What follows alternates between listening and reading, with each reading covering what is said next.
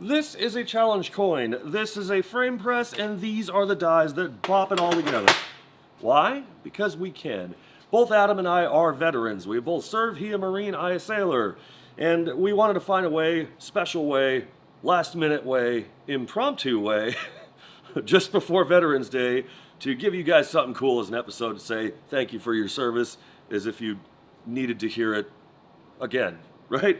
But anyway, we're gonna put all this machine together here, see if we can do this, and I'm gonna find a way to give a bunch of you guys this challenge coin. So if you wanna see that, stick around. You should do that. Thanks. Weldy ain't got no feet. Okay, so I got a quick and easy model. This is just your basic frame, right? Holds your punch and your die in the bottom of it. The die's right there. This lower receiver slides in and out, and then you can push up on the die on the bottom of it, and that should push the coin out. So I've got one machine of these out to accept the punch and die, and then I have to have a recess for the coin to sit in because it's larger than the die itself. So once you do all this, you basically slide the die down in there, scoot it forward, and bop it. Bop, bop, bop, bop, bop. One more bop. One more? Bop. Bop. Yeah. So that's all just some steel. You know, it's easy. I don't know. Should work? It should work. Should work. All right. I'm going to bop it once. Bop. Okay, let's go make it. Let's make it. 2-inch DOM. And this is our 1.5-inch tool steel that'll be the punch and die, but they don't quite fitsies just yet. And then I have to recess this one just for the coin to slide in and out of. So this is, of course, a CNC lathe, but I'm not going to use the CNC and make this program. I'm just going to operate it manually. That's just a few thousies. That should be easy.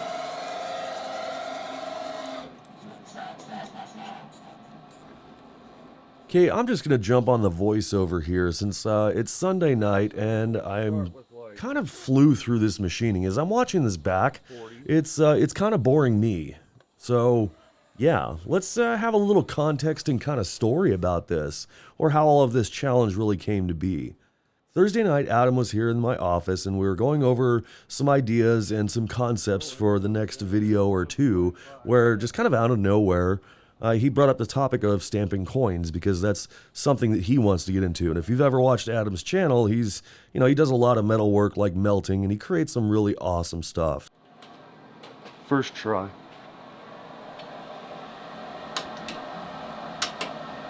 Bop. So me with my engineering and ADD mind, I jumped right into my CAD software, completely distracted by what we were originally supposed to be doing. I'm okay with And in about 20 minutes, I had the model that you saw at the beginning of this episode, just completely drawn up and ready. And we were like, well, hey, maybe we can make that, right? So after some small talk about it, we thought, well, this would be a really cool challenge to see if we can shoot, edit, and build, this whole thing in time for Veterans Day, which only gave us 3 days to make it happen. Yeah, well, we're 5/1000ths of an inch too short. I have to scrap this whole idea. Bottom housing done. Now I just need to do 1.25 inches long with the same internals for the punch to go through, and the hard part's done.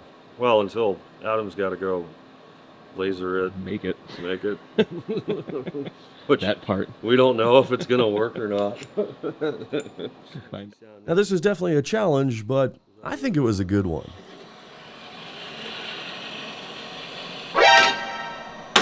We're going to edit that part out. No, we won't.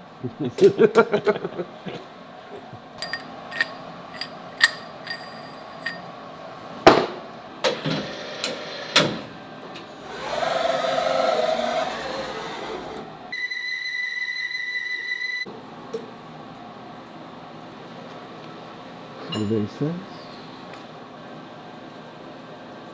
That definitely looks like a part.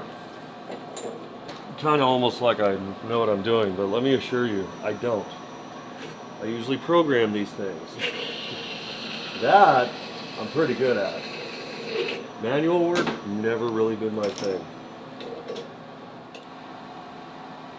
This one is 1/1000th of an inch too long. Scrap it, start over. Yeah, it's done. Quit. So yeah, there we go. We got our Lower receiver, upper guide. Now I'll cut all the other stuff probably tomorrow because I've got to cut other metal for Weld Metals tonight. And yeah, Adam's going to take the, well, I got to cut the stock for that. And then you got to go burn them in. Yep. So the hard part's done.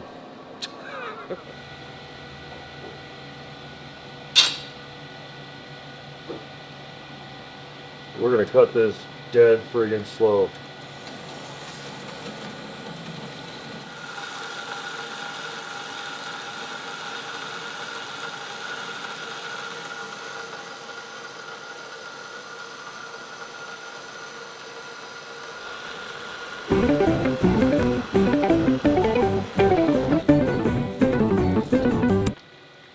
One. So I'm going kind of slow and I've got it completely flooded with coolant, but as soon as I hit 1.33, I'll know I've crossed the center. On the nose.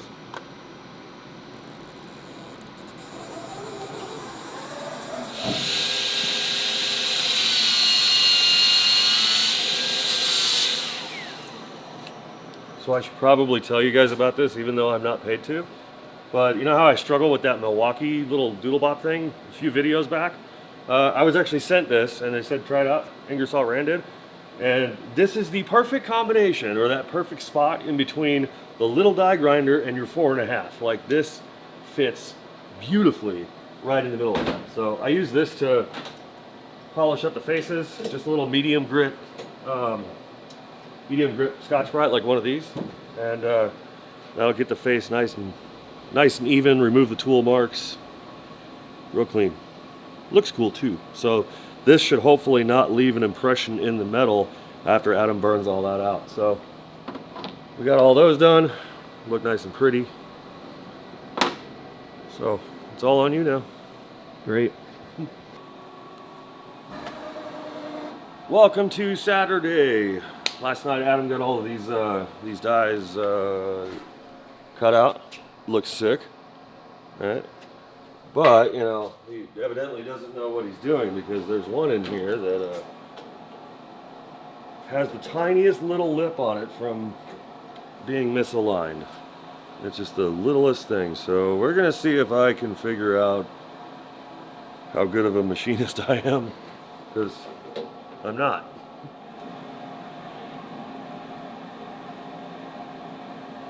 I don't know, that might have been just a tiny bit too much.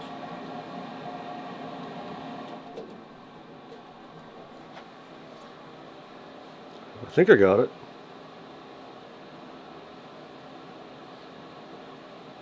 Well, it may be just a tiny bit too much around the...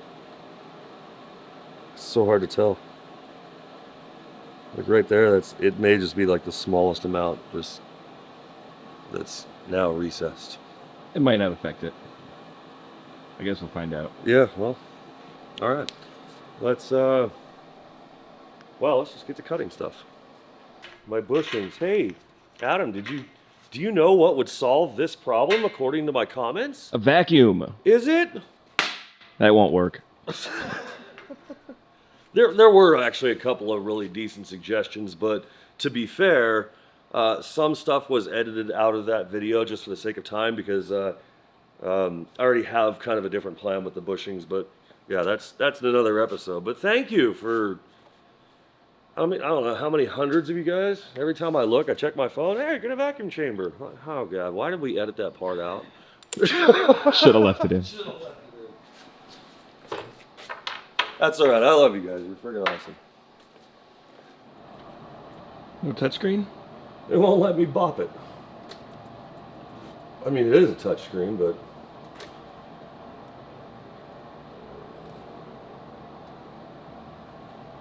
this computer sucks.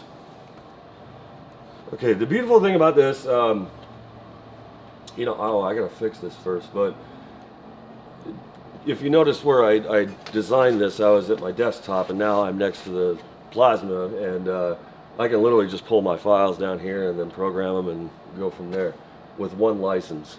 It's really cool. No, I'm not sponsored by them. That's why I'm not telling you who they are. See the trade-off? 316, 65 amps, do that. do the same thing.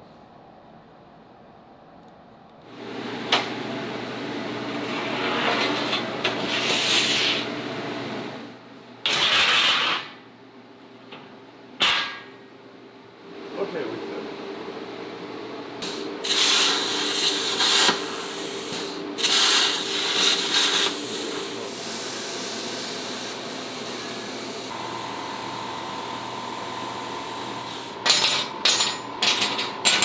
According to this, the math checks out. Good, yes, I like it.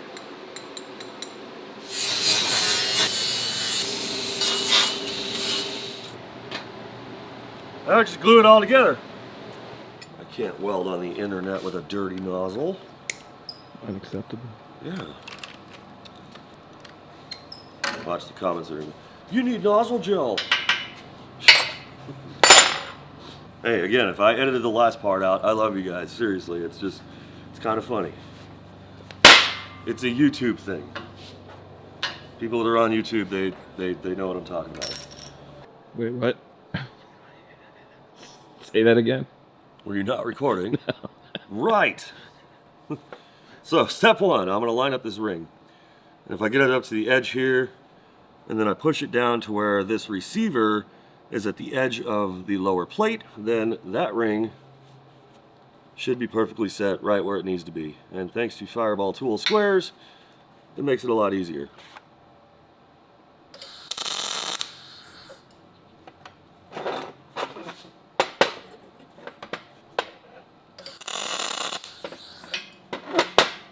And fun fact, Jason from Fireball was literally just here at the shop earlier this morning, taking a tour, saying hi.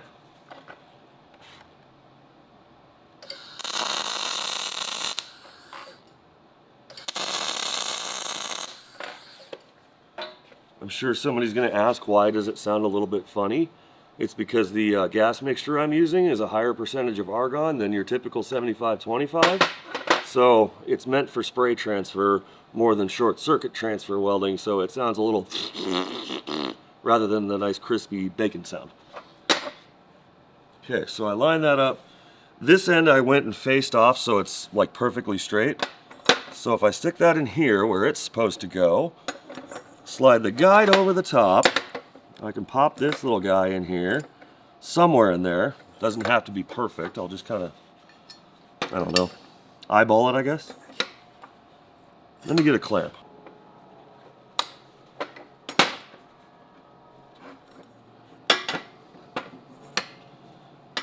The smarter version of me would have marked out the plate, but it technically doesn't matter.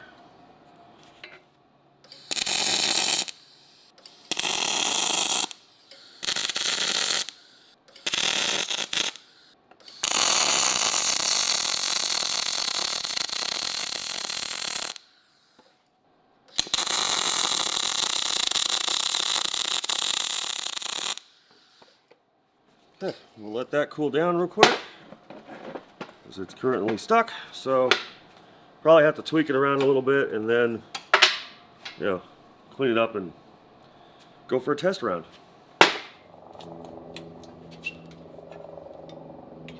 Success! Success. Okay, let me set this up so a little bit easier to work. Slide that, push that. All right. We got a weldy on the bottom. It's a brass coin. Oh, I didn't line up the... Oh, maybe I did. It's actually straight. It's hooray. Okay. As long as that comes down straight. It should.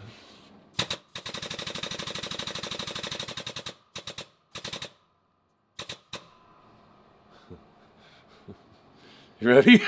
Let's do it. Okay. 20 tons.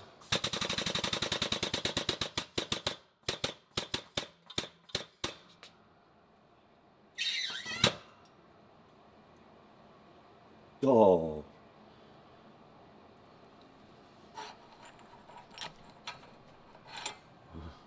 Weldy ain't got no feet. I was afraid of that. Okay, we're probably gonna have to change that. Alright, what about the other side? Yep. It's there, but it's Not quite. not quite. Yeah. I can see it, but I think we need more than 20 tons. Damn. Maybe it didn't press straight. I don't know. I can get Weldy back in there.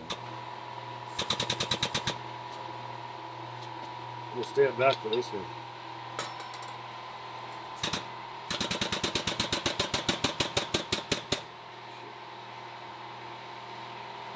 That's bop bop.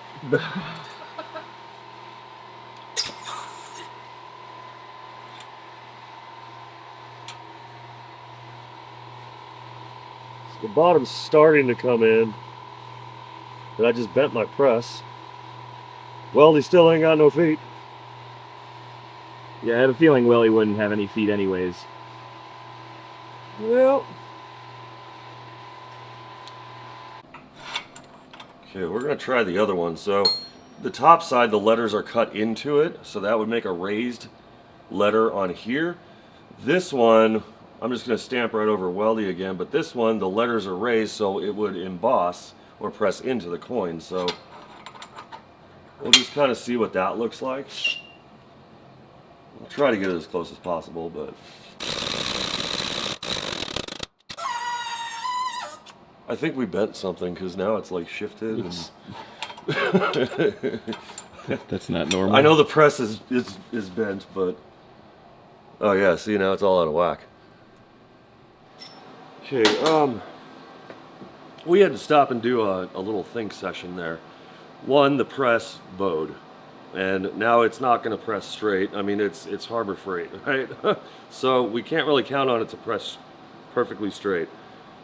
The little machine thing there that we made, that got a little bit tweaked. I mean, I didn't really do any kind of serious math on the thing.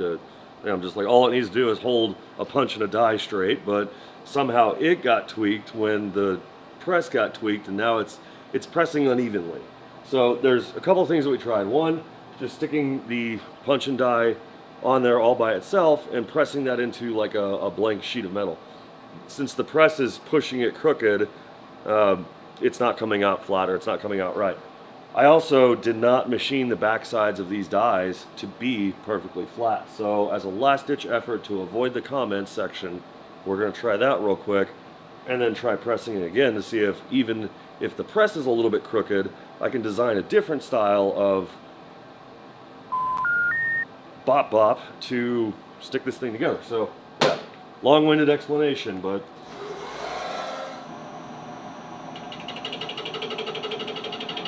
yeah, let's go. Tickety tickety tick tick tick tick tick tick tick tick tick. It's a little bit crooked. Okay, so we'll go about 5 thou. Turn on the coolant.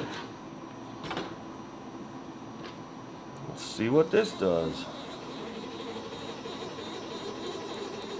See that sound? It means it's crooked.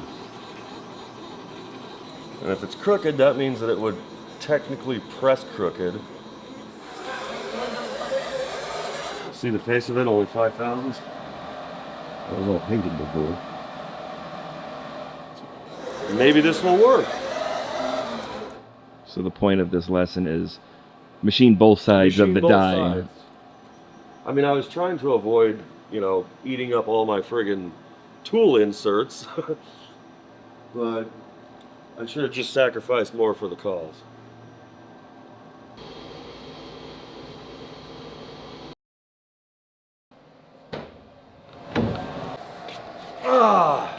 What'd you do? I bopped my friggin' funny bone. That sent a shot right into my fingers. They're like shaking right now. Ow!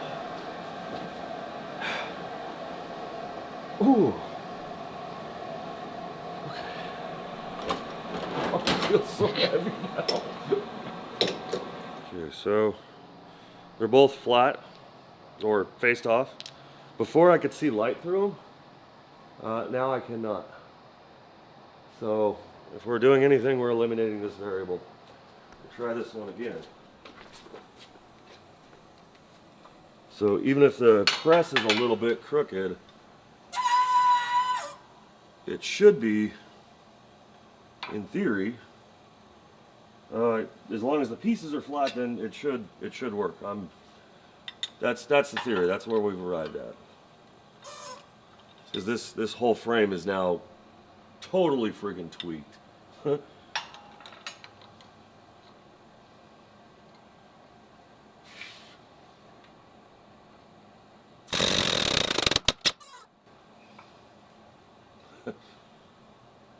Just while I've got it here, you see how this side is still pressed in now?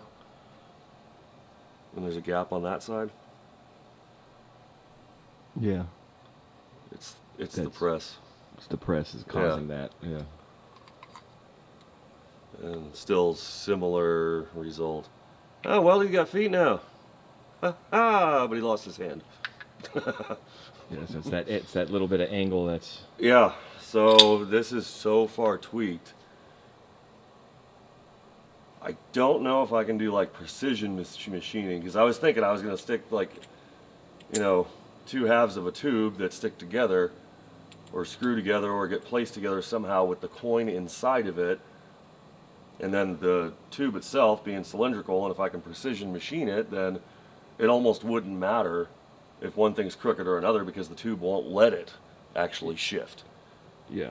But I don't have the stock for that, nor do I have the skill for that or the machine for that. I'll willingly admit. Right. I feel a little defeated on this one, but here's the deal, okay? We've already talked off camera here. I think I've got a solution. This is just going to be a long-winded outro here, but stick with me and I'll cut out the boring stuff. But that press is not going to press a coin. It's only 20 tons, but that's 20 Chinese tons from Harbor Freight, so that means it's probably like 50 pounds worth of force, right? In order to press out a coin, you're going to need somewhere north of about 50 to 100, somewhere in there, right? So it ain't going to happen with that.